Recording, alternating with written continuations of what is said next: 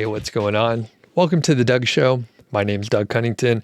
And in this episode, I talked to Sarah Clow about improving your ad revenue, which is an important topic here in 2023.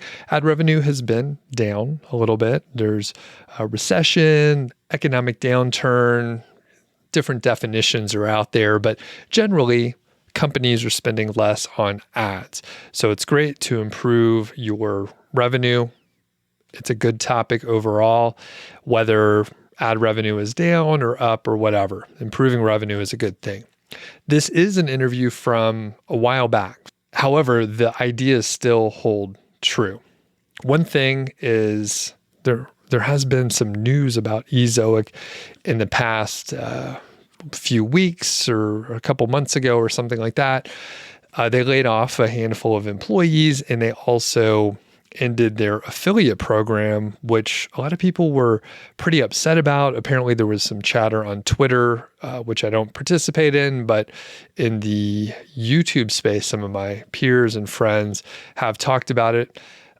I recorded a video. You could check it out if you want to. And I think by the time this episode goes live, I may have already done a live stream with my friend Alex Cooper at WP Eagle. And perhaps we talked about it. But anyway, it doesn't really matter. The ideas here are about increasing ad revenue. So anyway, I'm going to send it over to the interview here. And thanks to Sarah for joining me for this discussion.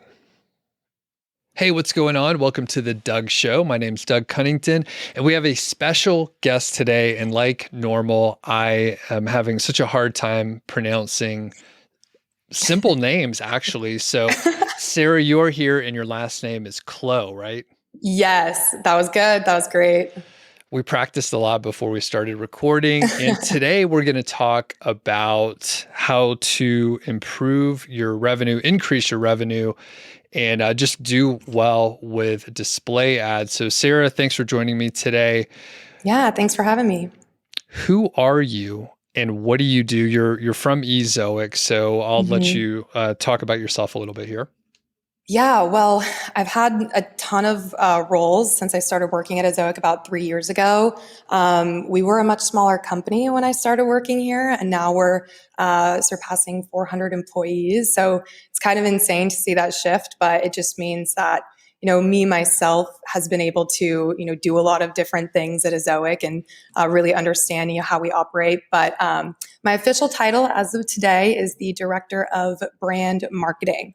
So that kind of umbrellas like a lot of things, but my team basically manages our affiliate program, Ezoic's brand reputation in online communities, and then just social media elements. Gotcha. Congratulations. Yeah. So just today you're... Sorry. No. I just mean like as of today because it's ever changing. Got it. Okay. But yeah. Well, still, that's pretty cool.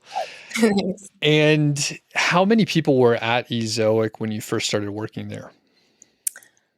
Gosh, I think like 70 or 80. I know that I was under the 100 person mark, which is really cool.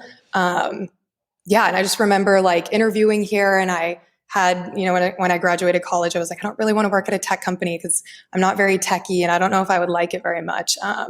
But when I was interviewing here, I met Tyler Bishop, who is our CMO. I'm sure that a lot of people have probably seen him around the web.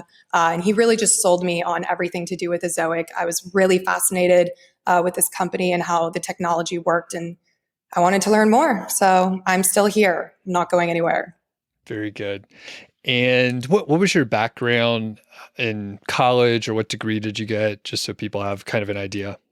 Yeah, I was actually a journalism major, and I really wanted to go into, I was interested in journalism, but I was also interested in like broadcast news. But if anyone has ever kind of dabbled in that, or if you've majored in something similar, you know that as soon as you start getting into that, it's not for everyone. I was like, this is very intense. And I think I'd rather go the journalism route, but it's pretty difficult to enter into. So really what I wanted to do is just kind of work in marketing. And my main goal was just working at a company with a lot of really, really smart people. And that's what I found here. Cool. And then are there certain skills that you brought from the journalism background to what you're doing now that maybe people wouldn't think is really helpful or that wouldn't have been helpful, but you're like, oh, actually, I couldn't have planned it, but these dots are connecting really well? Totally, absolutely. I think the biggest thing, when you're studying journalism or when you're interested in journalism is just uncovering the truth. You ask questions, you challenge statements, you're trying to, find out more information, and really just, expose transparency on whatever it is that you're reporting on as a journalist. That's something that I really think that Ezoic embodies a lot of, is just kind of finding the truth. And really, I mean, that's what we talk about all the time with transparency and the ad ecosystem. It's super, super complicated. The whole ad landscape is really complicated. And so something that we've always done at Ezoic is try and help publishers kind of uncover that truth and kind of figure out, what's going on and, how can we be there for them? I think that because the ad landscape is super complicated, publishers are often getting like the short end of the stick where it's like a black box and they don't really know, the full picture. So really everything that we do as Ezoic is based around, education and trying to reveal the truth in that sense. So I would say that translated over. Perfect. Well, that leads us into some of the questions that we have here really perfectly. And one thing, while you're working at Ezoic, we're going to try and talk generally about this. So I don't want people to think, we're just only talking about Ezoic. So these are general questions. Mm-hmm. So what are some misconceptions about display ads, just sort of in general? And maybe you could tie it into maybe some of the lack of transparency in general in the industry. Totally.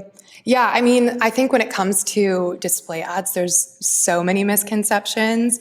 And again, I think it's just because like there is that lack of transparency. One thing that we always look at least in marketing at Ezoic, is the Lumascape, the display landscape.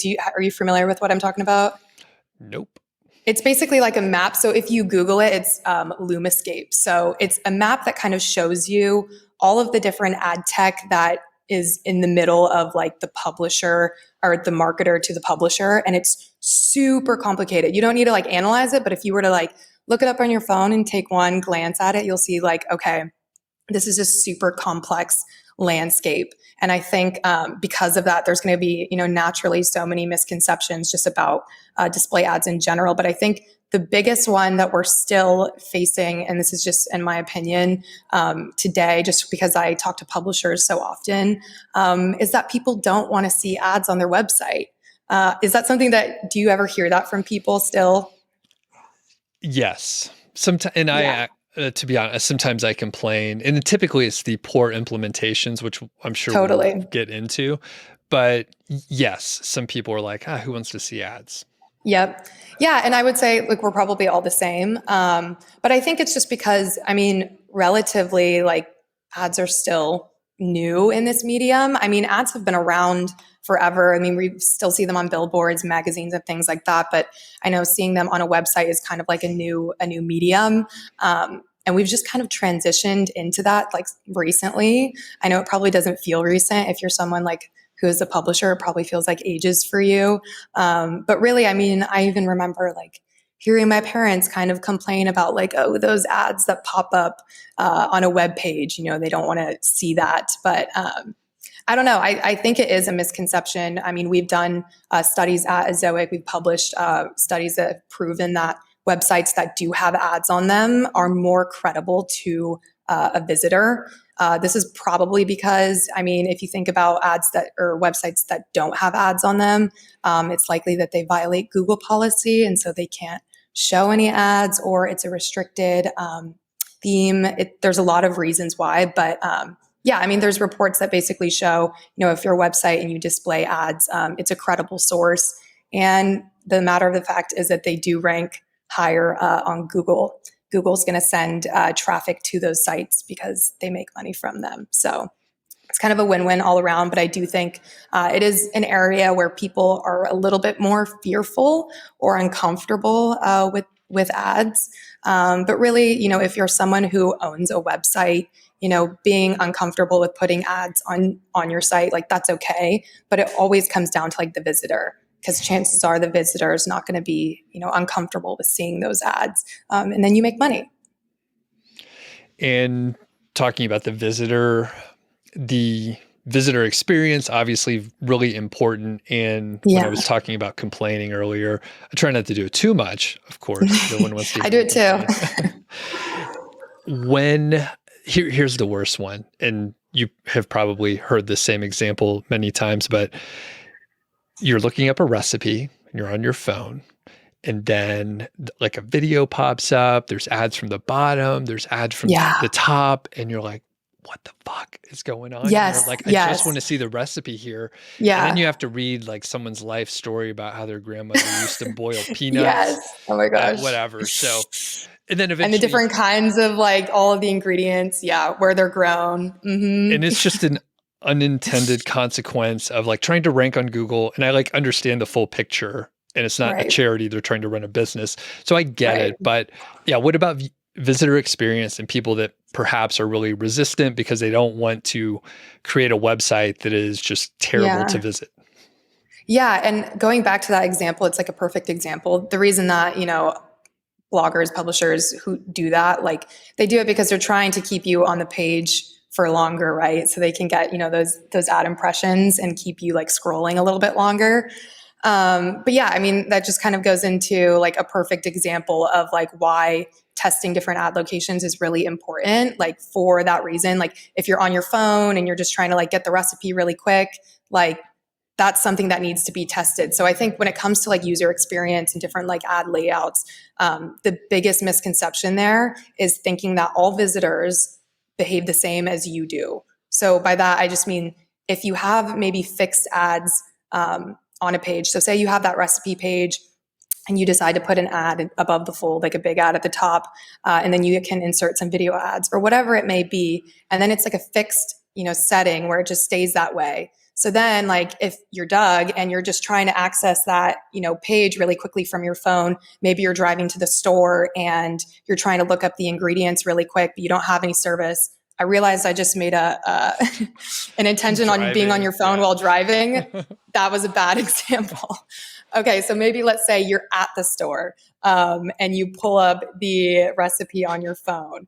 And that's a perfect example of like, that's where ads need to be tested. Because if you have those fixed ads, it's going to load slow, it's going to jump around the page.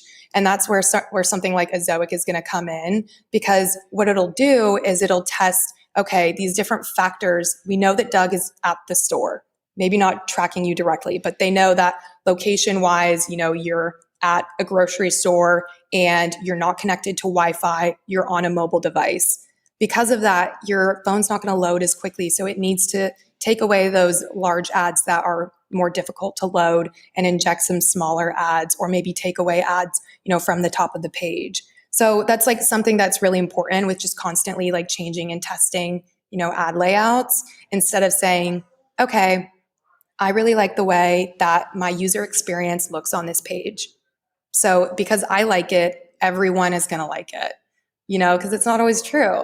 Really just testing for the visitor. That's super, super important.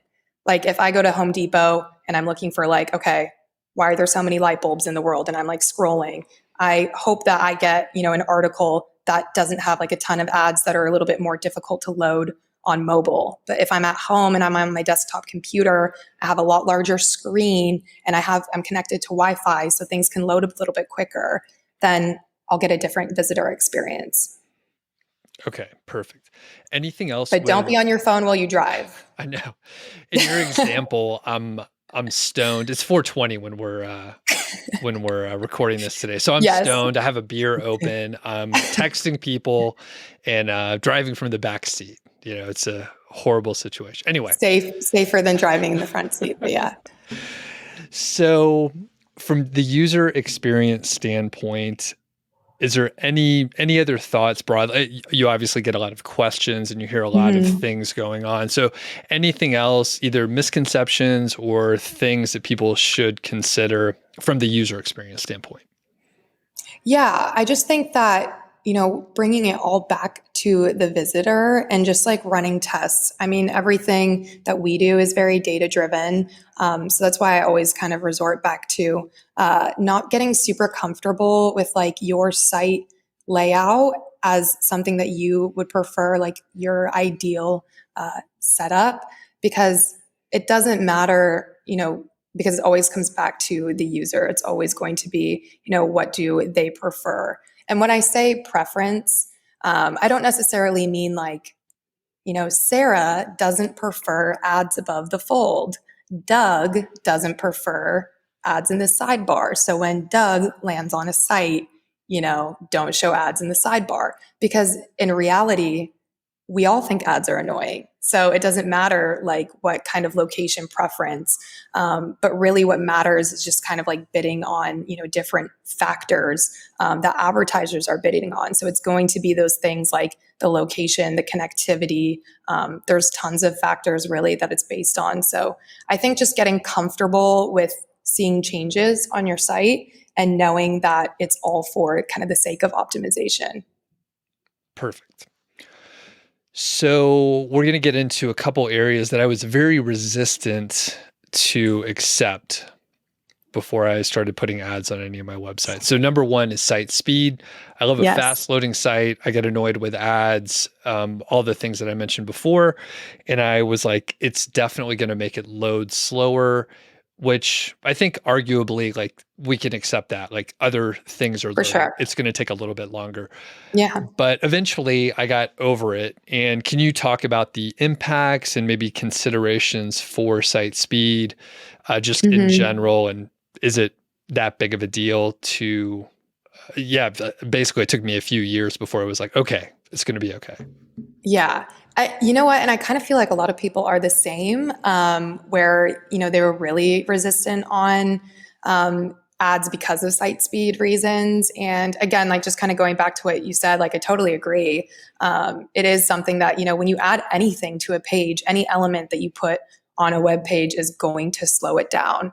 And ads are really like no exception for that. So for you as a publisher, you just have to make the decision of like, do I want to monetize this page programmatically? And can I sacrifice maybe like some load time there? But the thing is like the way that things are kind of transitioning and moving is like there's so much better, tools out there than there were even like 3 years ago when I started working at Ezoic, to just improve your speed. So caching is going to be like the number one thing, at least for us, because you can still have a slow website. But if your cache is really good and your cache is hitting, meaning that caching is essentially your content is stored somewhere so that when someone in a faraway location accesses your website and it's cached in the stored location, then they can get that site immediately without being kind of called back to the origin. Hopefully that makes sense. But if you do have a slow website where maybe you have a lot of elements on a page that take a long time to load, if it's cached, then it's load instantly because it's stored. And then when you go to update your website, then you can update that cache. But that's something that's really important. I think a lot of people maybe don't know that. And that's why in Ezoic, we display that cache hit rate, right on your homepage. But I mean, overall, speed is something that in the past couple of years has changed a lot. I think Google really tried to standardize things by creating Core Web Vitals. You probably remember pre-Core Web Vitals days when there was like so many different like speed tools that like tested your site speed. I can think of like 3 off the top of my head, and they all had like a different outcome. So like your site could be fast if you plugged it into one speed tool, and then it would be slow in another one. And people were just like, what does this mean? Like, what is going on? But I mean, overall, all that really matters is the way that your site is delivered to the end user. That's the most important thing. So that's why we come back to caching. Okay. And then the caching that ties together with the CDN, the content delivery network, right? So that's the geolocation, maybe a server's, 100 miles away, not 4,000 miles away. Exactly. So like we have CDNs all over the world.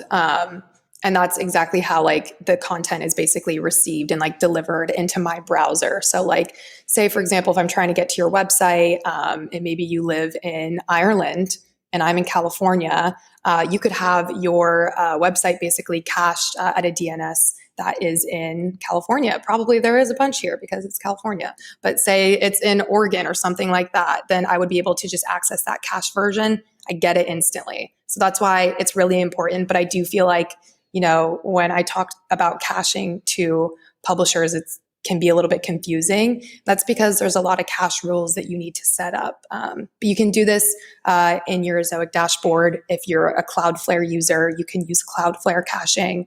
There's a lot of options for it. Cool. Okay, the second area that I was really concerned about is the affiliate revenue and the impacts that ads may have. There's a school of thought where a page or an email or whatever the marketing tool is should have like one goal, and maybe that goal would be convert the person to buy the product or go over to Amazon or whatever.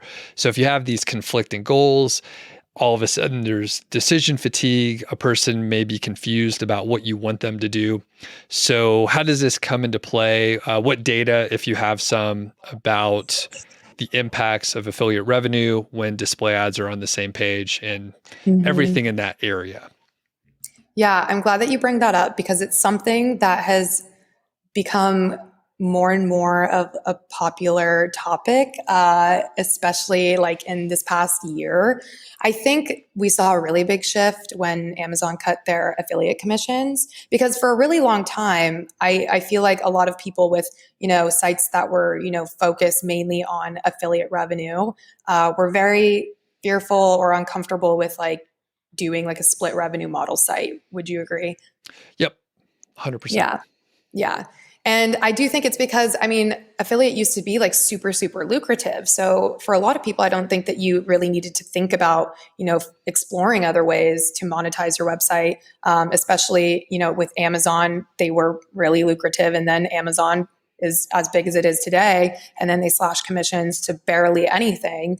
And people are really frustrated with that. So a lot of people are kind of looking for different routes. So we've done a ton of tests on this, and published a lot of reports on how you can actually, do a split revenue model site. And in fact, it's like the best way to do it. You can do a strictly affiliate revenue model site and a strictly programmatic site. But if you do have affiliate revenue model sites, there is a way to find a balance there that you can still make the most with your affiliate links, and then also make the most with display ads. Now, it does look a little bit different than just having a site that's solely monetized by display ads. And that's just because there is an impact there. So if you have a page with affiliate links on it, and the goal for that page is to, get affiliate sales, then if you add ads to that page, they do have the ability to, dilute the value of other elements on the page. But that's just kind of a given with everything. If you add social widgets, images, navigation bars, everything that you put on a web page has the ability to like divert attention from the user. So it's just something to keep in mind, but you can absolutely still monetize those pages. It's just a matter of testing and then finding like that sweet spot.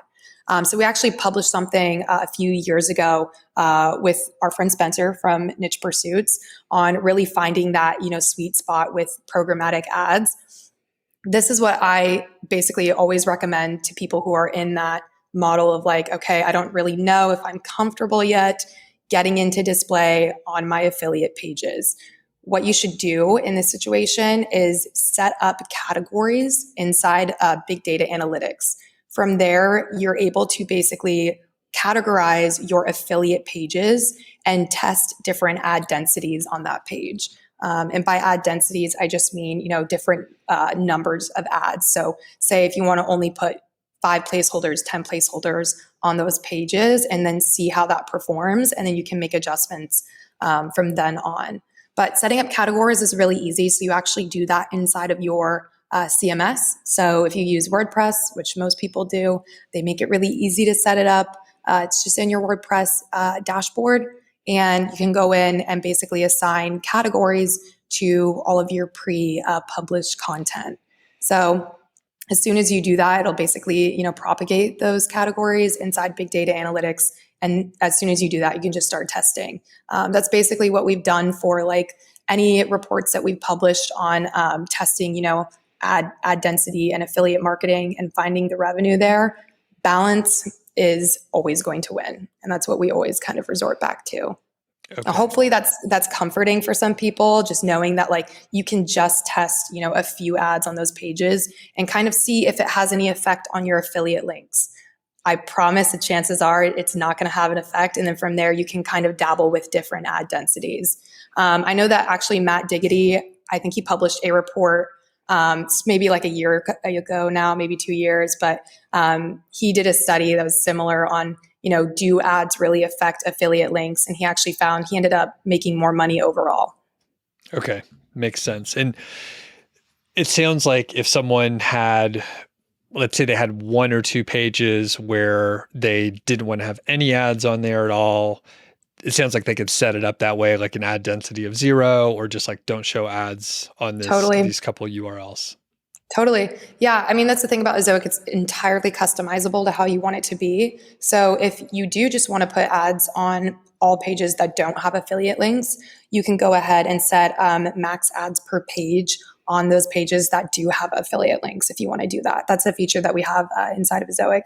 And I would say that a lot of affiliates do that if it works for them. Okay. And I assume that your competitors also have similar functionality. This seems fairly basic, right? So is that kind of an industry standard, just agnostic of what company someone's working with? Potentially, yeah. I mean, I would believe that. I mean, the thing about Ezoic, it's entirely customizable. At a competitor, you would probably be able to request to not have, any ads display on pages with affiliate links. Okay, cool. Yeah, It seems fairly straightforward, so I'd be surprised. Okay, cool. Anything else with considering ads along with an affiliate site or anything else if you're selling your own products? I mean, it sounds like because you can dial things up and down, it's all about testing and then figuring out what works for you. It's totally all about testing. And really, I just would like to encourage people to get comfortable with it. There is revenue to be missed out on there if, you say, I just want to keep this site completely affiliate monetized. I do not want to dabble with any display ads kind of on that page. And I understand why people might feel that way. But again, kind of going back to what we were talking about earlier, with thinking about your site and just your terms and not really thinking about the user, because the user coming to your site very well could land on a page and still convert some affiliate links. And there could be ads on those pages that you're getting impressions for and getting paid for. And it's not, diverting them away from that affiliate link, but you're not going to know it unless you test it. So I really just encourage people to do that. There are changes coming for cookies sometime soon. And to be honest, I don't keep up with the current events and stuff. So I get questions on this in live streams all the time. And I'm like, I'm not really sure. I mean, I'm sure everything's going to be fine. So what changes are coming and what might we expect in the future here? Yeah, cookies going away has been a hot topic for quite some time. In my personal opinion, I think it's really overhyped. And that's probably just a product of journalism and media outlets. They kind of make it a big deal. They continue to post about it. And honestly, I do think that a lot of people have been kind of treating it like a doomsday situation. We don't think so. At Ezoic, for us, it makes no difference. We don't use cookies in anything that we do. And we just don't think it's a doomsday thing. As a publisher, I believe that having no cookies is actually a good thing. If we were to go back to when cookies, first were a thing, they were created by Google and Facebook to basically be able to track and get any users that advertisers wanted to target and then, give that to the advertisers. So, I mean, that's been going on for a long time now. And because of that, advertisers have gotten pretty lazy with their targeting because they just have cookies that make it really easy. But now, I mean, with cookies going away, advertisers are going to have to put in a lot more work to seek out, those people that they want to target. And they'll do that by finding really good quality websites with really good quality traffic. So, I mean, I think it's more of a concern for the advertisers. For publishers, I think, it's really not a concern. But yeah, I don't know. I would say that one thing is like the whole thing with cookies and the doomsday effect of it. I think that there's a lot of services or, whatever, trying to take advantage of publishers and get them really worried about this like cookieless future and try and get them to commit to, I don't know, some kind of service or buy something. So I would just say to be wary, don't commit to anything, and don't freak out, because it's not doomsday. It's not the end of the world. Okay. I'll start using that answer, which isn't that far from, I was like, I'm just not worrying about it too much. It's good. Yeah. Hopefully that's comforting for people who are worried about it, especially, if you're a publisher. Do you know if those little pop-ups that say accept all cookies, are those going to now go away if cookies go away? Oh, good question. Because that's another thing I hate. That's worse than ads. Yeah, I hate that too. I believe that will be going away. That'll probably be a little bit of a slower rollout before we see that going away. And then there's also like the GDPR consent for like the UK region. I think those will remain. But yeah, I would really like to see the cookie acceptance go away, because I'm not they're sure. bothersome. And they've gotten pretty creative with their pop-ups. It's not just like accept or don't accept. It'll be like, please don't sell my data on a button or something. Yeah. I'm like, what? I don't know what it's like, because some of them you can't even access the site if you don't accept it. And I'm like, well, I'm going somewhere else. Either that, it depends on what mood I am in that day, or I just accept everything. I'm like, you're tracking me everywhere I go anyway. Me too. So. I usually go for like the no, but if it's like something weird, again, I feel like they're getting creative with their go arounds. And I'm like, sure, track me, whatever. Yeah. They already have all the data anyway. Yeah. Okay. I'm like, yeah, you probably have it anyways. I have TikTok, so they probably have all my data, whoever they is. Do you... That'll be a side tangent in a second. We'll come back to TikTok in a second. Okay. So I would love to talk about TikTok. Any tips for ad placement, the format, the size, some of the standard questions? Is that something we need to worry about too much? Yeah, I mean, I just always come back to, and I'm going to sound like a broken record here, but just testing as many things as possible. The reason for like why we're so focused in on testing all the time, and by testing, I just mean ad locations, ad types, ad sizes, formats, placements, do it all. Publishers will often ask me like, how many placeholders should I put on my page, or how many ads is like too many ads? How many ads is not enough? Like, again, like Ezoic will figure that out. So I say always 10 to 15 ad or placeholders per page, and I do like to refocus that a placeholder is just a potential ad location. So it's not like you're committing to 15 ads on your website. It's just giving Ezoic more variables to test. But yeah, really just like running as many tests and turning on all of the options for optimization and testing in your monetization dashboard as possible. I think that's really important, just because the sooner that you do that, the quicker Ezoic is going to optimize. And then just the faster, you'll start to earn more over time. And then Ezoic, it'll allow it to show less ads because it's really optimized and kind of started to learn and understand your visitors and their behavior. So my opinion is do it all, put as many placeholders on a page as you want, turn on all the ad formats, and just let Ezoic run its tests. Got it. And sorry, 1 second here. I get questions pretty often about increasing the EPMV, and I'm not sure what advice to give people. And I'm sure there's different scenarios. Maybe they've just signed up and they're just starting to monetize, and it takes some time to optimize and for everything to sort of churn and optimize, to be redundant here. But yeah, is there anything people can do to make it happen faster, or just like raise their EPMV? Maybe they realize they're at a lower spot and they hear their friends are earning more. Yeah. This is so It's a good question because we actually recently came out with monetization scores. And this is something that became available in Ezoic publisher dashboards just a couple of months ago. So I'm sure while a lot of people are familiar with it, I'm sure there's a lot of people who aren't. So monetization scores are essentially our way of telling you if your site is not like fully optimized. So since forever, I've always gotten the same exact question, like, how can I increase my EPMV? And as someone who works at Ezoic, and everyone here who works at Ezoic and helps out publishers, we kind of had like a standardized like checklist that we would go through a publisher's site and say, all right, you need to link your AdSense account. If you haven't used an AdSense account before, we recommend signing up for one and linking it because it's going to drive up the competition of the bids on your ad slots. There's tons of other things involved there, having an ads.txt file, having enough placeholders on a page, having this toggled on. So all of these different elements, they all attribute to different things, but holistically, like that is going to be what makes your site the most optimized, and that's what's going to allow Ezoic to improve and increase your EPMV much faster. So we decided to kind of take this internal like checklist of things that we're giving to publishers and just give it to them and put it in their dashboard.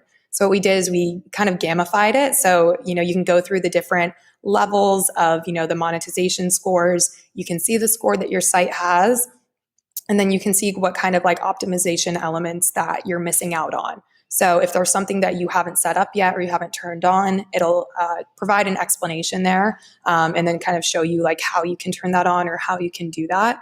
But yeah, having a monetization score of like a 90 to 100 is going to be the best case scenario for increasing your EPMV. So regardless if you're someone who like maybe your setup is really good and maybe you're like in the 70s or the 80s, I would go just like take a look at that monetization score, see if there's any tweaks that you can make, and then you at least know your site is like fully optimized and set up to the standard that an Ezoic representative would set it up for you. And then I would always just kind of go back to like big data analytics. What I was talking about earlier with content categories. I think even if you're not an affiliate, setting that up is super important. That'll help with your, entire content strategy. It'll show you what topics or what articles are, driving the most revenue for your site, what articles, cause people to spend the most time on your site. These are things that you really, really want to know, because then you can focus on producing more content like that. And that's ultimately going to drive up your EPMV as well. Okay. And is that like a checklist that we can get a hold of? I can get the link from you for the show notes and everything? Yeah, totally. It's actually going to be inside of your Ezoic dashboard. So if you log in and you go to the levels dashboard, it's right there. You'll totally see it. But I can send you basically a link that kind of explains, navigation to it and how it works. Perfect. Before we get to the TikTok stuff, I have a couple other questions here. So Ezoic gets lumped in with, quote, ad networks, but it's different. Can you talk about that just in general? Yeah, it's still a thing. And I don't blame people. I think it's confusing. I mean, going back to literally what we talked about at the very beginning, the entire like ad ecosystem is so confusing. So I understand why people might think that Ezoic is an ad network. But we are actually not an ad network, and that's because we don't provide any of the ads. So what an ad network is like a direct relationship between, the advertiser and like the website. So an ad network is like a company that connects advertisers to websites. And then an ad exchange is kind of like a Wall Street trading floor is like the analogy I like to give. So you can think about it as like a lot of different ad networks, and they're all like competing and they're bidding against each other for different ad slots. Does that kind of make sense a little bit? Yes. Okay. And then Ezoic, so Ezoic is neither of those, because we're really just a technology. And what we do is we give you access to the ad exchanges, ad networks, header bidders, and all the different ad demand that kind of exists inside that ecosystem. You're able to access all of those through Ezoic. And the great thing is like, because you're accessing them through Ezoic, they're all competing, through Ezoic, which just drives up competition for you. So this is the part that I struggle with is it's shorthand. It's easier, if I'm talking to people that are kind of aware of what we're doing, it's easier just to say, a display ad network, and they kind of get it. And Yeah. I understand Ezoic is a software company, so it's more nuanced than that. So how do you suggest someone like me deals with it? I don't know if you have a like great advice or a suggestion or anything, or am I does that make sense?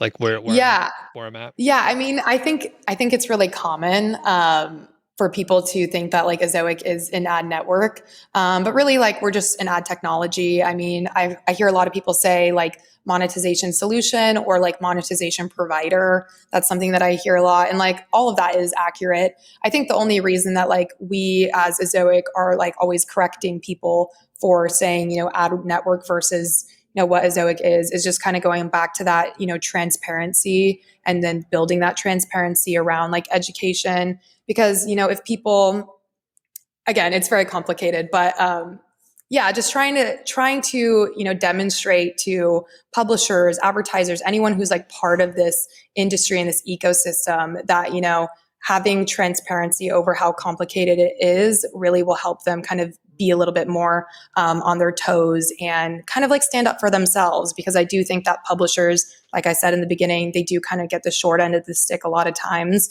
And everything that we do at Ezoic is really to help publishers not get taken advantage of, by the advertisers, the ad networks, the ad exchanges. So yeah, I don't know if that helps a little bit, but just for some clarity on why we are correcting. Sure. Very good.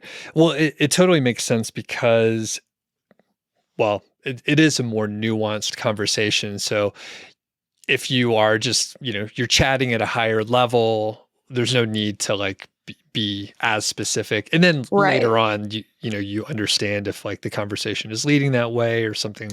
But I can Totally. imagine like different areas, things that I'm interested in where I like know really, deep amount of knowledge. But if people don't care about it, then it's kind of dumb for me to go Right. super Right. deep on it. Which there will always be. So Yeah. yeah. Okay. Very good. And what is coming up from Ezoic here in the next year or so, or the next several months? So quite a lot. I mean, anyone who's been familiar with Ezoic, maybe in the past year, or maybe you are an Ezoic user, you would know that we're constantly coming out with new products. And also, we're really focusing on products just outside of like display ads. So we're constantly coming out with like SEO tools. Leap was a really big tool that came out for us last year to help publishers with core web vitals. So really everything that we do is focusing on like streamlining the process for publishers to run a successful business, run a successful website, and not have to worry about the ever changing system where Google is constantly putting in new algorithm updates or speed rules or things like that. We're really just trying to make the publisher's life easier. But I will say that it's going to be a very big year for video. I'm sure that a lot of people can probably expect that just because we've seen that across the board from a lot of different social media platforms, and video just seems to be like a hot topic. But it's something we've been working on for years, is really rolling out these technologies that are going to help people not only implement like a video strategy into their content strategy, because I know for a lot of people, it's a little bit scary thinking like I'm, focused on writing content. I don't know how to create videos. I don't know how to, outsource a video or something like that. We're going to come out with technologies that help make that easier for you. And then also releasing technologies that will drive traffic to your website through video without relying on Google, which is a really, really big one because everybody relies on Google for their traffic. And I know that's something that publishers are constantly looking for different outlets for, driving audience to their site. Awesome. And that was a very skillful way not to give too much information, but Thanks. I know I know some of the stuff you're talking about and it's pretty Yes. cool. So that'll be very Yeah, exciting when you're able to share more. we're excited. So we can expect for this year. And we could talk about basic though, right?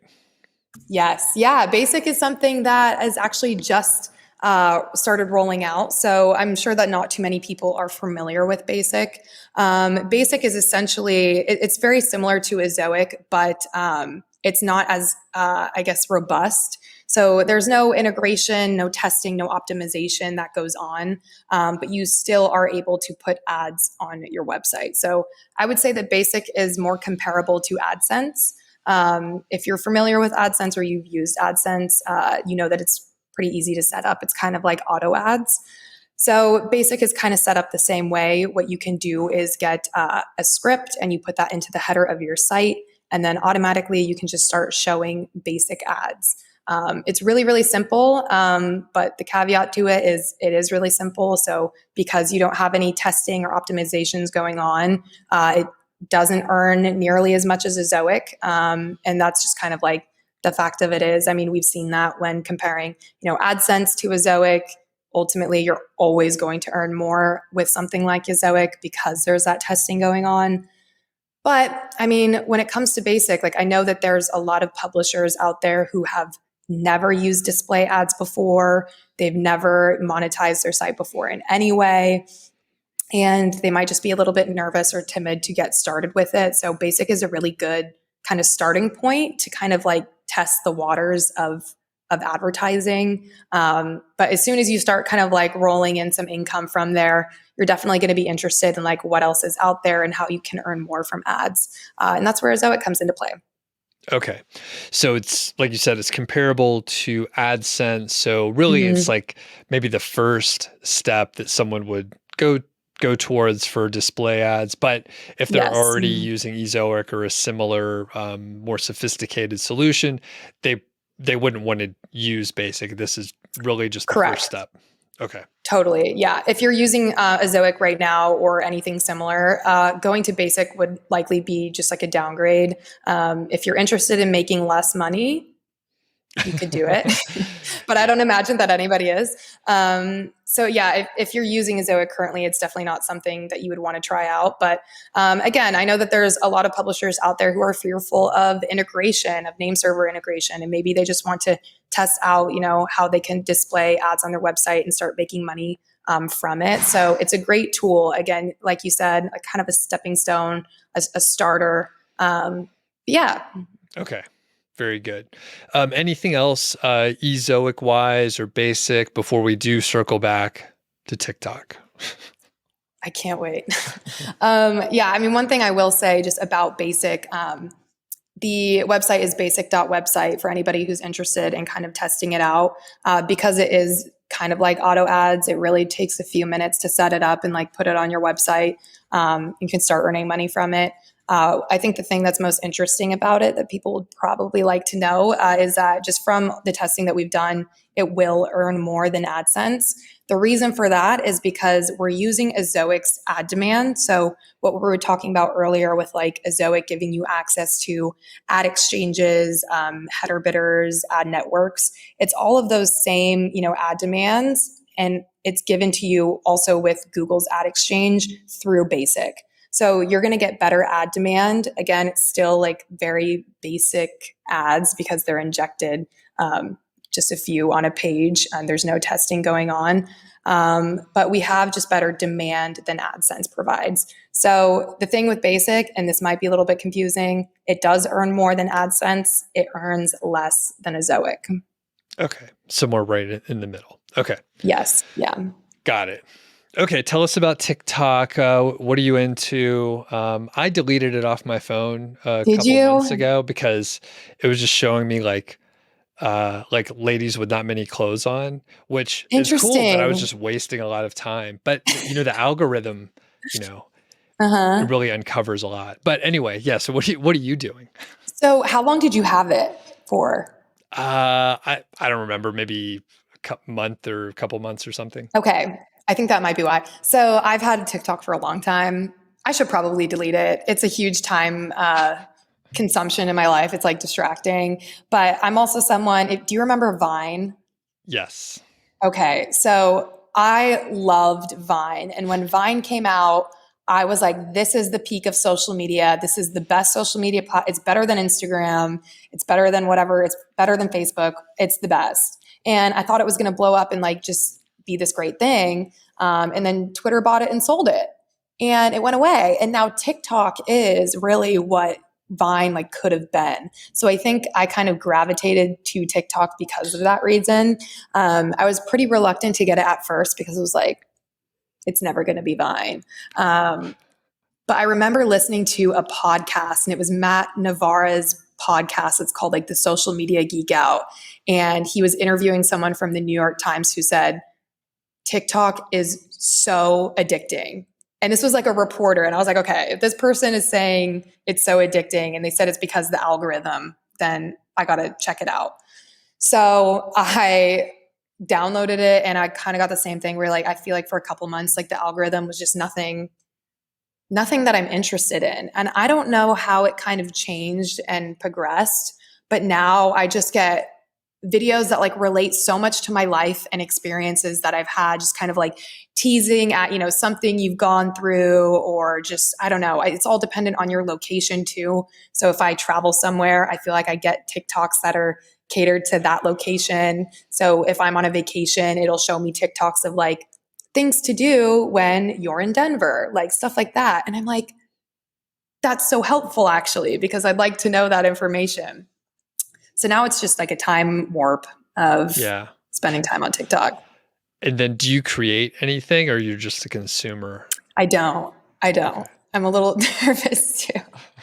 Okay. I have not yet created any TikTok videos. I feel like it's kind of hard. Maybe it's just because I don't know how. It's probably pretty easy to connect it to the audio or whatever.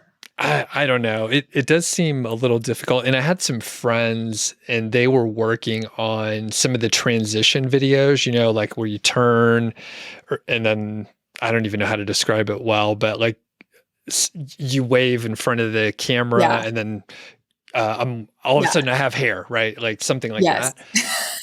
So they were working on that, and it wasn't easy. They spent a lot of time for each transition, like timing it just right and syncing music and all this stuff. Yeah. So it's hard work for people that do it. Power to them. I couldn't figure it out. I was feeling kind of like, okay, I should know how to do this, right? Like, I'm a millennial.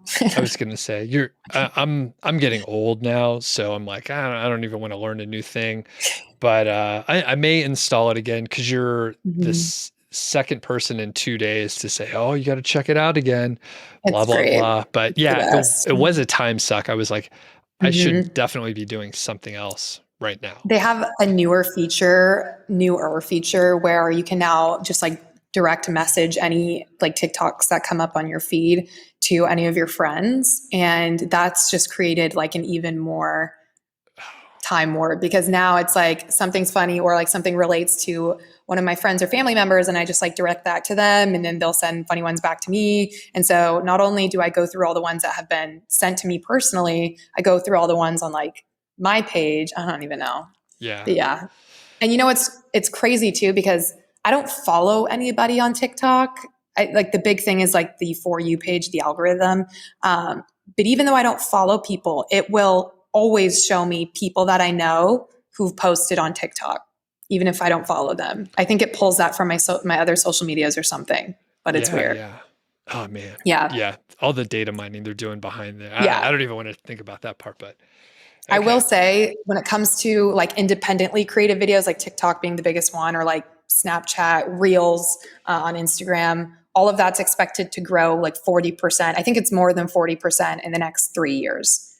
So if you look at that, and also just to give you like a comparison, like Netflix or streaming platforms like Netflix, those are expected to grow 3% in the next 3 years, to give you like an idea of like the boom of independently creative videos right now. So video is it's a gold rush.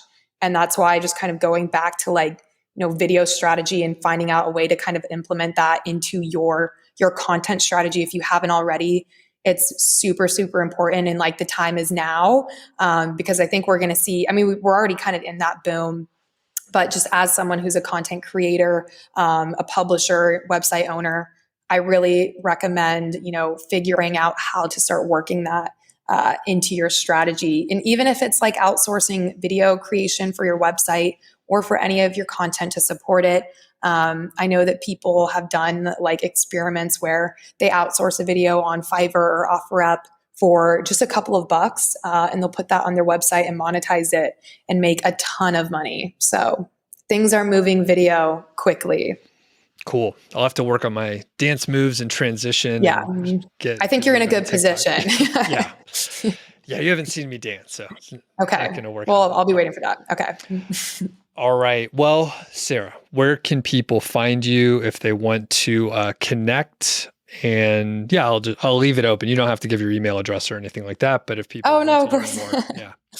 Yeah, I mean, you can connect with me on LinkedIn. My name is Sarah with an H, last name Clow, Clow. Send me a message. I'm pretty good about checking my LinkedIn and responding to people. I'm someone who, since I started working at Ezoic, I've always connected with publishers in different communities. Also, if you're in any Facebook communities, I'm probably in them as well for anything to do with like blogging, publishing, digital marketing.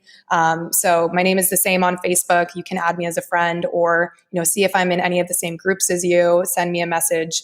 I'm always talking to publishers in those mediums. So yeah, would love to connect. All right, Sarah, this has been great. Thanks a lot. Yeah, thank you.